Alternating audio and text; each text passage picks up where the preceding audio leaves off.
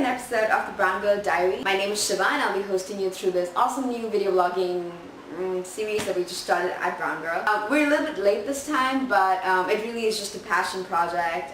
It's something we do when we find time, resources, and also good material to cover. So sorry about that, but we do have an awesome show planned for you. We're going to start with Spotlight section as always. The Spotlight section, just to reiterate, could be anybody. It could be an awesome person, an organization, just somebody South Asian who catches our eye and we really want you guys to know about. It could be someone that I find or someone that you find. If you know somebody who you think we should spotlight, you should definitely write to us at Brown Girl at staff@browngirlmagazine.com. This week I actually found my Spotlight section right next door. I live in Harlem, New York, and as a lot of you know, Harlem is known to be a cultural hub for all sorts of things, art, music, and our spotlight is somebody who's instrumental in keeping that movement going and keeping the culture alive.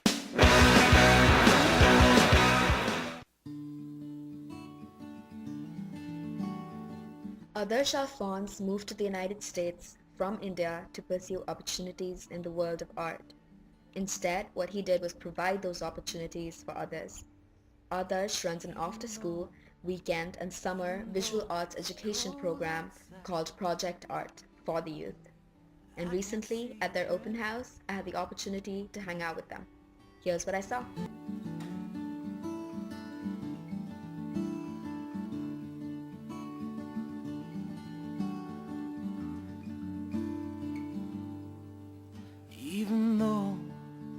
Even though it's cold outside,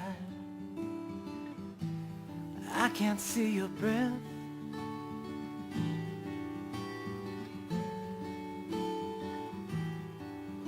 Even though you paint your eyes, I can tell when you've been crying.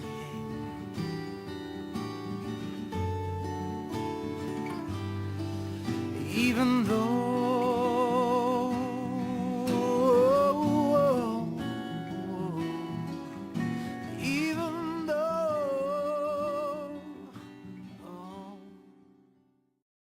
I started painting when I was very young. I was 7 actually. Well, once Mandela, it was 95, Mandela had just been elected president of South Africa. And there was a lot of support in India for that. And India is connected to South Africa in many ways. Gandhi was there before he came to India. That's where he started his campaign. And I started to draw Mandela, and then my dad said, "You show it to your principal, back of your work." And so I took it to school and showed it to the principal, and she said, "This is beautiful. And actually, there's a delegation from our school to meet him next month. So you should come along with us." So I was able to actually give a portrait of Mandela to him. Gosh. And that really erased my expectations of what could be done with my art. By the time I was finishing high school, I wanted to get art more seriously. I applied to college in the United States, got accepted here, and grad school in art administration, and I worked in a couple of different organizations in New York. Got some experience, and the great thing about New York is you just never know who you meet, so there's some wonderful people here. And so when I decided to start Project Art 2 years ago, because I wanted to, I really fell into it because I never knew, I never imagined working in education. It wasn't really something I was interested in. If you had asked me 5 years ago. But I find it to be the most rewarding type of job I can do now. And the kind of impact that you make, so the results are so visible, so quickly. It's quite amazing. And to put that into an organization that has a different, we reimagine education, and we, to do things our way, a little differently. And as a non-profit, not just rely on funders that are traditionally funding programs, but also come up with interesting business models. We started 2 years ago, and it was just me, a bunch of friends, who became board members, and now we're all board members. There's 10 kids in a borrowed space in Selma, Harlem, and me. Now, what's interesting about our model is that, and why we're different as an arts education organization is, we um, we give kids a space to draw and space to create work that is really not unprecedented in a way that we operate, in the sense that they can really create whatever they want. Okay. And they want 6 feet by 6 feet canvas. They want to create a new kind of a chair, because every child is everyone has their own voice, and we want to make sure they're able to retain that voice. And our job as an educator is not to let them, not to make them lose it, but to go be pushed more in that direction. Sort of gone headhunting to find the best teachers I could find, and brought them on here. So we let them create work that's from their own imagination, and then we show their work in like high visible galleries like Chelsea and Soho and Bowery, and we sell the work and they keep all the money. Students keep 100% of the funds, right? That's amazing. So, and it goes, I wouldn't make a drawing for drawing instead of $200. It's a student walks through with $200 in their pocket, and that's from their own creativity and hard work. Right. So I know that you were the director of visual arts at the Harlem School of School of the Arts, Arts, yes. yeah. Yes. And then you shifted to do this. The Harlem School of the Arts in 2010 was, I guess there was some sort of financial problems that were happening. Okay. When, in the midst of that is when we decided to start this. Is there a reason why you picked Harlem, or is this just a space that Well, you... when that was happening, I wanted to find a way to keep art, to continue to have arts education in students' lives. I knew the community that needed. I already had ties to this community that I knew for parents and students, and knew that this might be taken away from them. That's when I decided to start. Harlem School Days came back and it's doing fine, I believe, and they're still doing it. But also the program that I created here is essentially different, and in no way a competition to what they have. Right. So you've been working with youngsters a lot. Is there a certain theme that emerges from all of their work? Our students tend to do a lot of work that have to do with like socially conscious subjects and environmental stuff. In Harlem, it's a hotbed for jazz. Right. So jazz and music are a big part of it. And speaking of exhibitions, is there anything coming up from Project Art and also your own work that we could catch? Project Art, we'll be having shows in the summer. Okay. So every second Friday, so July 2nd, our camp starts and goes into August 10th. Okay. And through 6 weeks, every 2 weeks, we'll have a camp. So then every 2 weeks, we'll have a camp here, and right here in the backyard. We'll have some flowers out here, and then we will have a little barbecue going on. And students that work up there, you're most welcome to join. And then in October, we'll have a gala. Okay. And then probably an exhibition in December, and then one in May.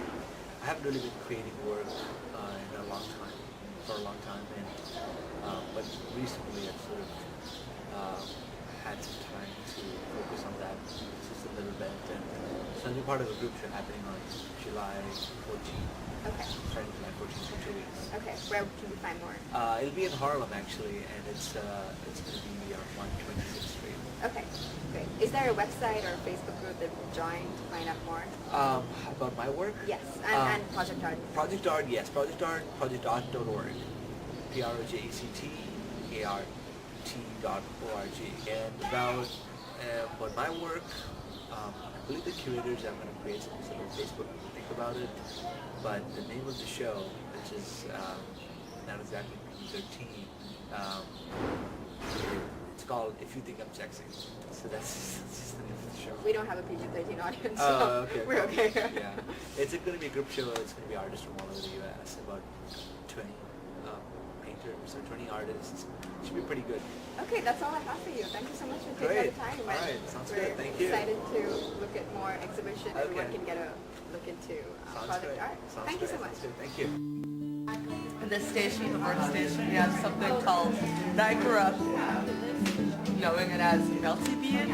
And there, show it for the camera. And that's what it turns out like. That's the Ooh, pretty. Look on the back. Even though, last thing we're gonna see. Are you ready? even though it's cold outside, Look up you. I can't see your breath.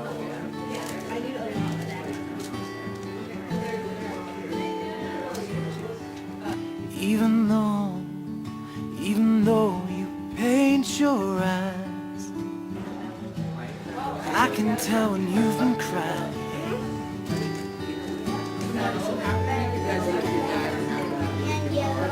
Even though,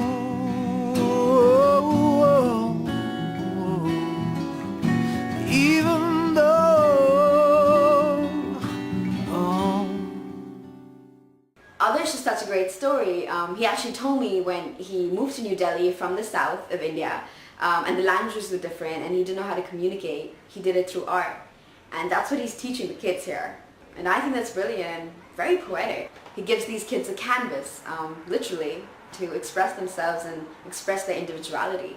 You should go check him out and tell us what you think at Brown Girl. You can write on our Facebook wall, or you could actually email us at stuff@browngirlmagazine.com. Next up, I have something super special, or what I thought was super special. I'm pushing a few boundaries here and there, but whatever. It's fun for me, so I'm still gonna do it. I actually had the chance to catch something really cool a couple of weeks ago. It was actually at the center called Albans for the Arts, and it was with this really cool guy, Amir El Safar, who is an Iraqi folk musician. I had the opportunity to sit in a class and actually hear him teach people and sing and play, and it was beautiful. So I know I'm pushing the definition of South Asian a little bit, a lot. But I really had a great time and I really want you guys to see it. I feel like Middle Eastern cultures are very much like South Asian cultures, just an extended arm even, and vice versa. I feel like both cultures are very similar, especially creatively, artistically, with music. We kind of come together. When I went to his class, I actually felt like I was back in India and I was 7 years old and I was in my Carnatic music class. It was really cool and I really had a great time and I'm really excited for you guys to check it out.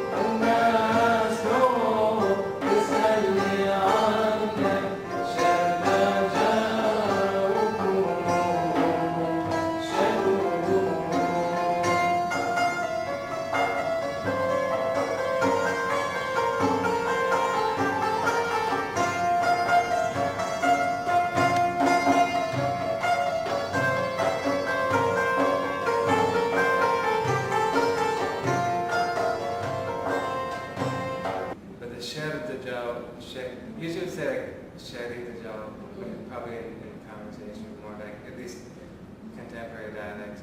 But so this might have been for the sake of the wasn't. Yeah.